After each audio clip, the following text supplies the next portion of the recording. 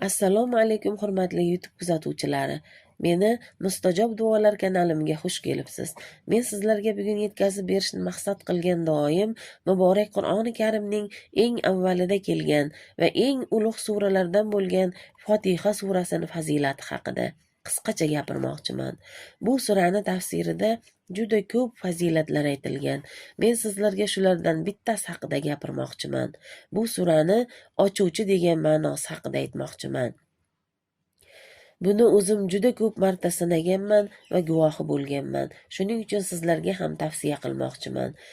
Biz bu surani vasila qilib Allohga yalinib duo qilsak, Alloh albatta duolarimizni eshitarkan va tezda ijobat qilarkan. Chunki Alloh biz o'ylaganimizdan-da juda mehribondir.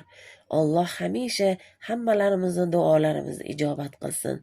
Men bu duoni qanday, qaysi vaqtda, qanaqa qilib aytishlikni sizlarga spisaniyada yozib qoldiraman.